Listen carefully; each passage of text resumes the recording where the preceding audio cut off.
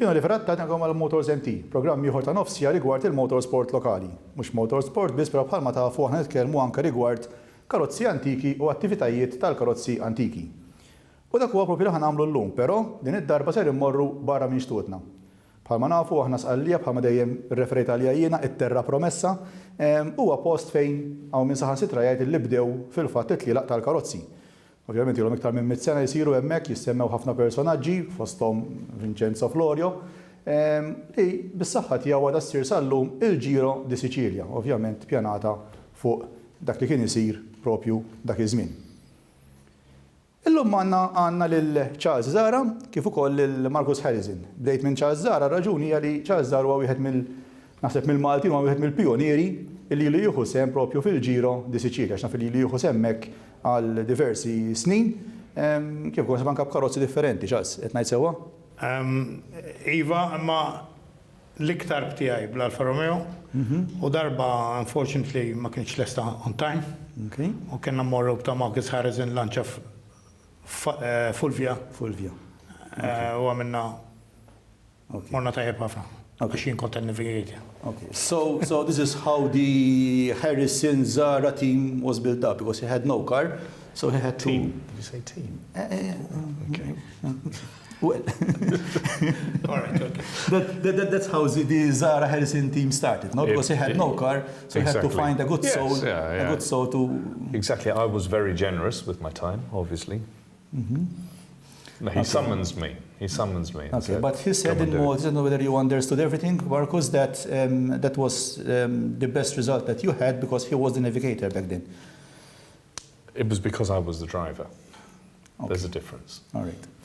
So no, we were a good team. We were a good team. I'm sure. We were. I'm sure. Just picking up on each other. So, Charles, you've been to the Giro, you've went again, and I'm sure you go again next year, God willing. What's the magic behind the Giro? No, I think it's mostly the people and even the roads that you go on, the scenery that you see. Although you've done, the route is not always the same, but there are places that you actually visit from one year to another, and you meet the same people again in these places. But what I love most is going into what they call the punto accogliamento, and there'll be the whole village sort of waiting for you there with a whole feast. That's amazing. I love the atmosphere. Yes. And you feel, being enjoyed, I mean. Yes, it's a very nice experience, and there are different villages that do it. Not every village do it, of course, but there'll be about 2 or 3 or sometimes 4 in a day, where you stop there for a coffee. You're given souvenirs or produce. You end up with cheese and olives, wine, coffee in the car. Hard-boiled egg. So yes, it's an interesting part of it. Marcus, what about the cars that we see there? Wow, the cars are fabulous, and it's a really diverse range of cars. I mean, there are modern cars, doesn't have to be a vintage or a classic, but the cars are always interesting, a little bit different.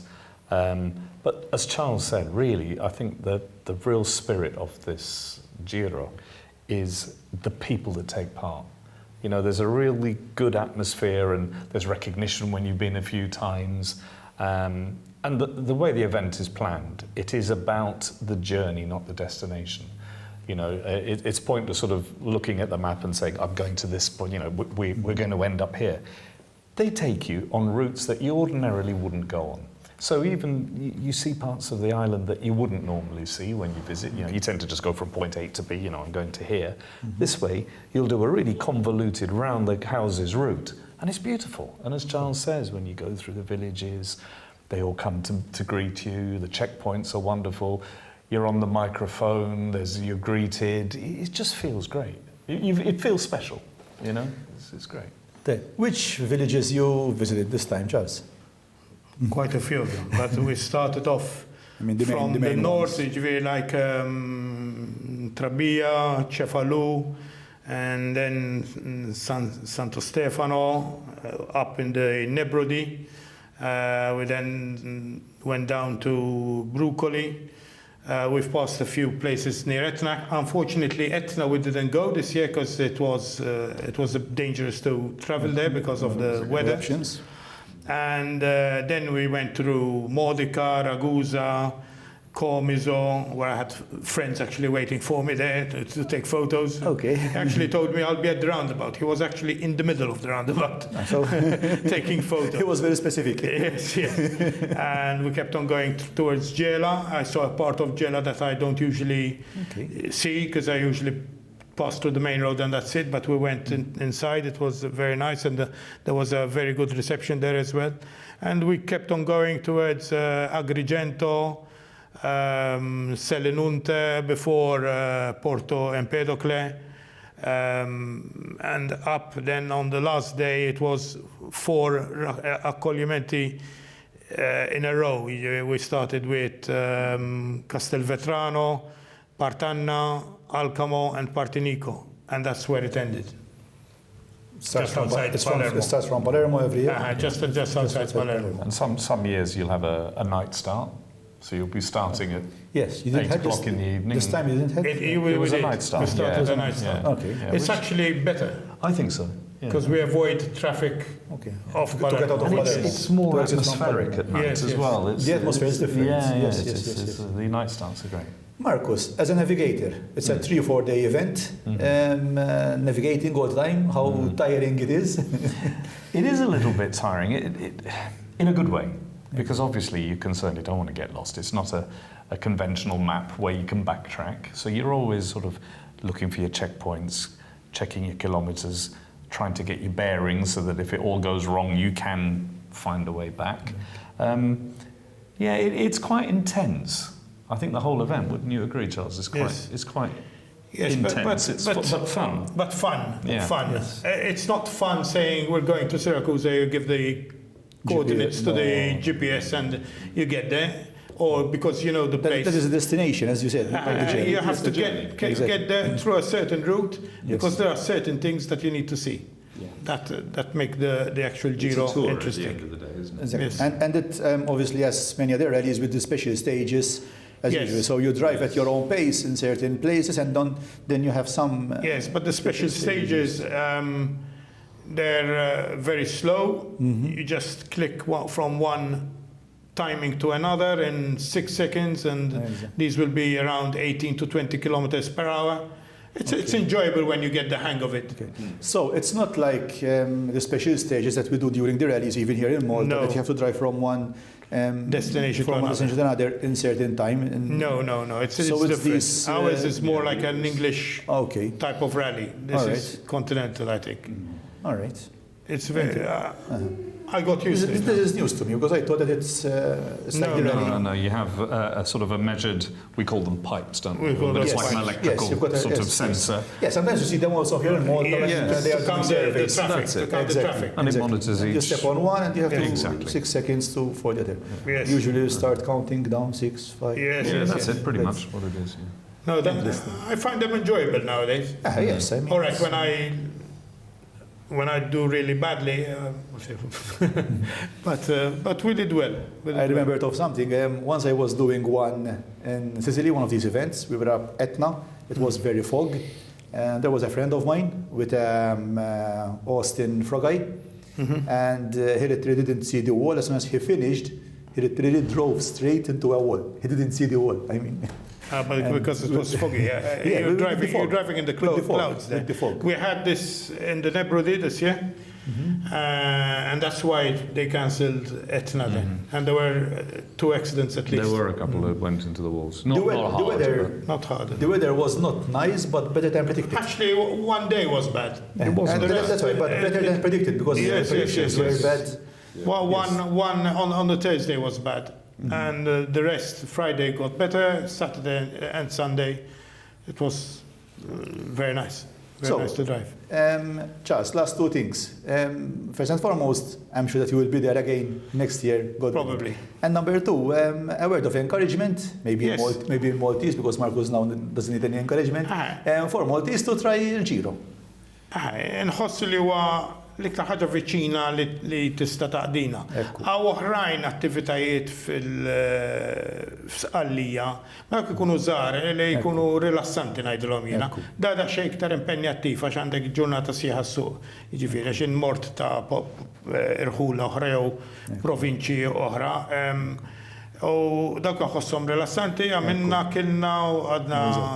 Dawn għandek social events u għandek il-driving u għandek l-skills tal-navigation. U xismu, dis-sena u koll preparawna trofew għal-Maltin u koll, ġiviri, ma kienet sorpriza. Kem kontu Maltin? Dis-sena konna 7. 7. 6 u backup. Naħseb li kontu iktar? Darba konna 18. All right, istra. Għalek, ġivem son nerġaw. Yes. Sena konna 10 fil-fat. Tajjeb. Hekk għalla jrid is-sena raw. Prosit. Ibqaw maħna u f'żera reklam.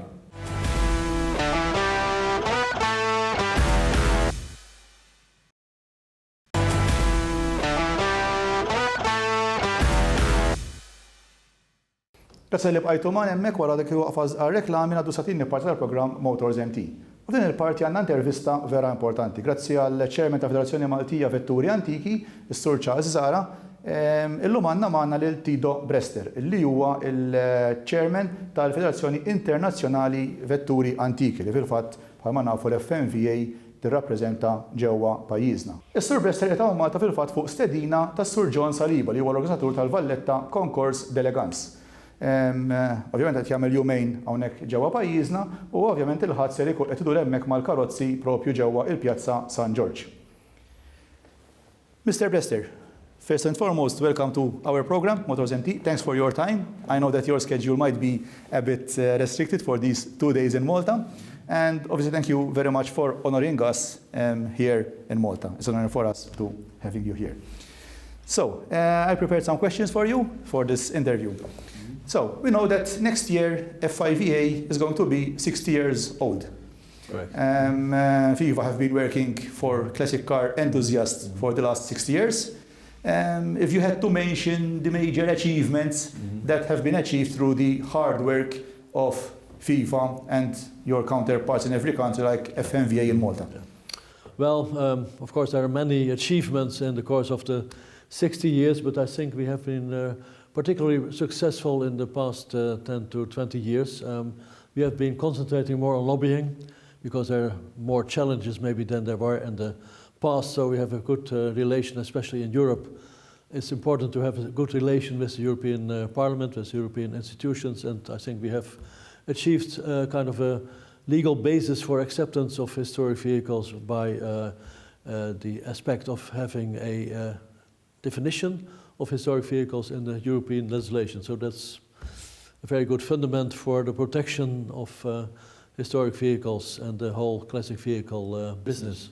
Of course, because I assume that without this agreement and this knowledge between that you share with the European Parliament, I mean, the European Parliament is the major thread for classic car enthusiasts, because obviously, I mean, they are more concerned about the environment, about safety, you know, which obviously I'm sure that your work is being noted and obviously to the benefit for all of us car enthusiasts.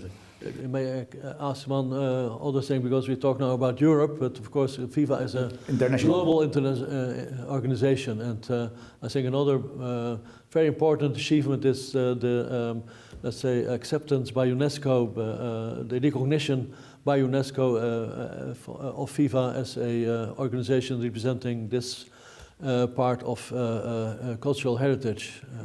Yes, in fact, it's a good point that you mentioned it, because especially here in Malta, we always mention UNESCO, you know, it's like, for example, for Valletta, where we are today, and you know, villages like this and cities like this, and many people think that UNESCO is only about buildings. Like many people treasure only buildings, and they don't treat classic cars as a treasure as well.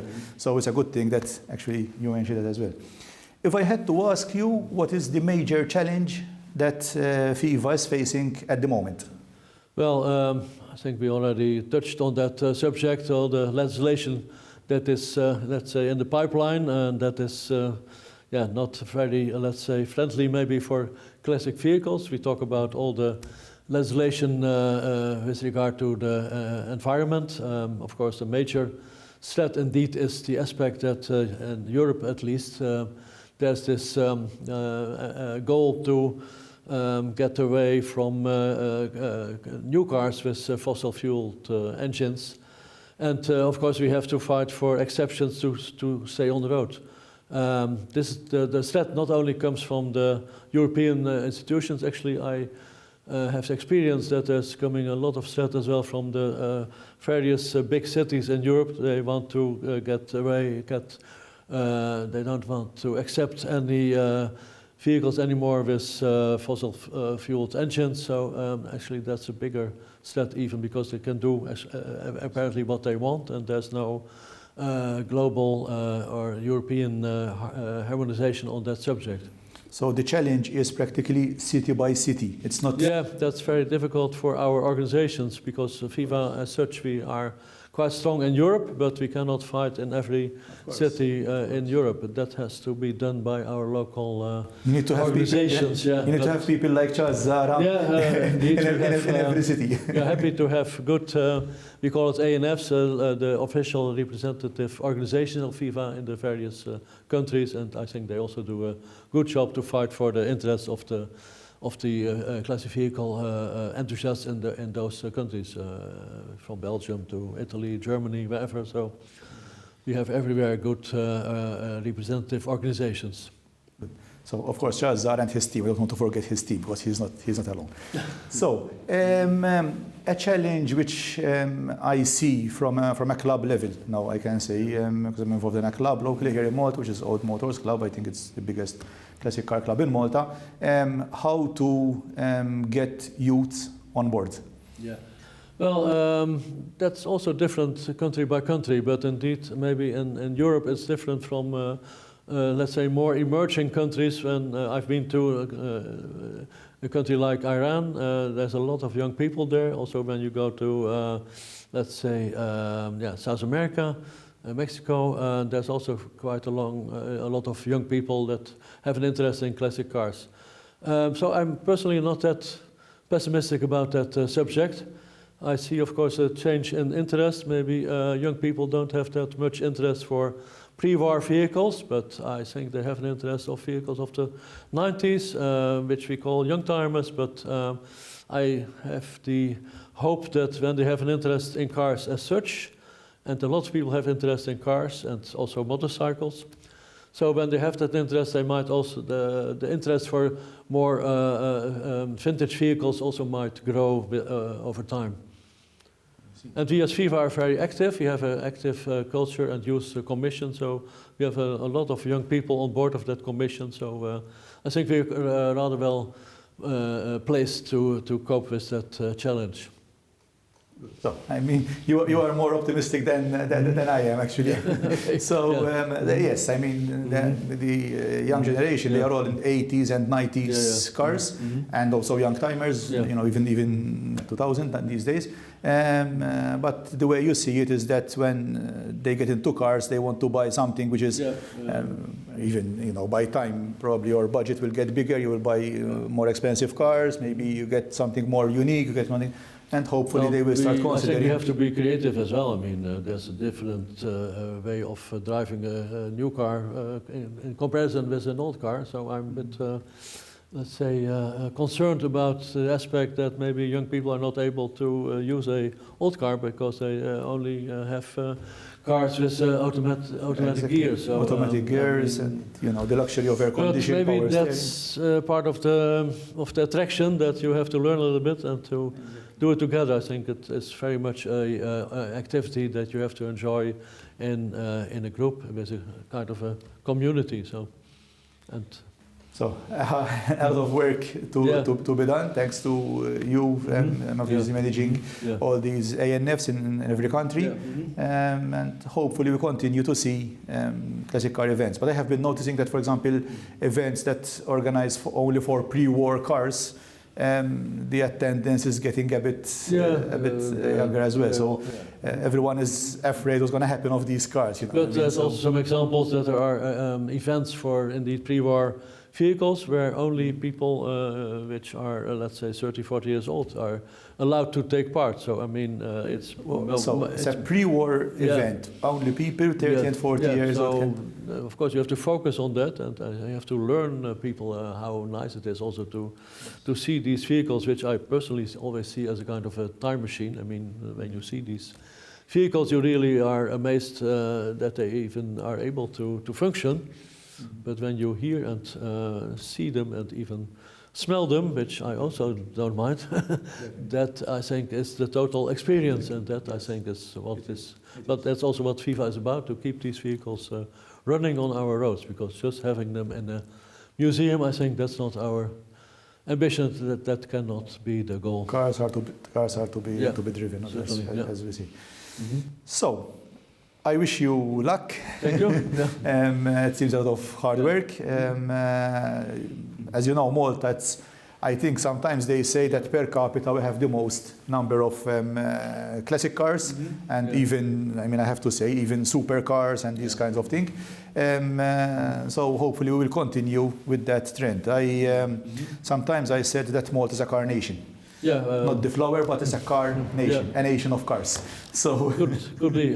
First time to be here, and I am happy to have discovered Malta indeed as I think a good destination for lovers of classic vehicles. So not only cars, also motorcycles, everything. Of course, I also think about the classic buses, which I very much appreciate as well, that they are indeed preserved and also still are able to drive here on the beautiful roads of your island. It's your first time in Malta? First time, yes. I'm sure you're going to be surprised. I hope not the last time. Okay, I'm sure you're going thank to be you. surprised. Yeah, thank you. Thank you very much, Mr. President. Bħalma rajtu hemmhekk hemm intervista sew interessanti mal-chairman tal-FIFA, Federazzjoni Internazzjonali għall-Vetturi Antiki, li ovvjament bħalma jafu dawk li jsegwu l-Federazzjoni Maltija Vetturi Antiki jew Malta, il-FIFA tagħmel l-istess ħaġa prattikament però fuq livell internazzjonali.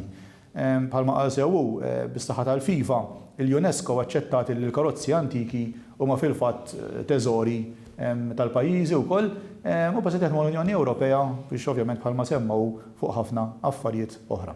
Għal darba nirringrazzjaw kemm il-Charles Zara u l-sħabu mill-Federazzjoni Maltija Vetturi Antiki kif ukoll il-John Saliba mill-Konkors Delegans li jkun propju l-persuna l-istiden il-Mr. Berseta propju ġewwa Malta. Programmi ħoġi fit-tmien u l-appuntament tagħna magħkom huwa nhar ta' erba' f'6 filgħaxija li hija fuq l-istazzjon TVM Sport Plus. Inselmulkom.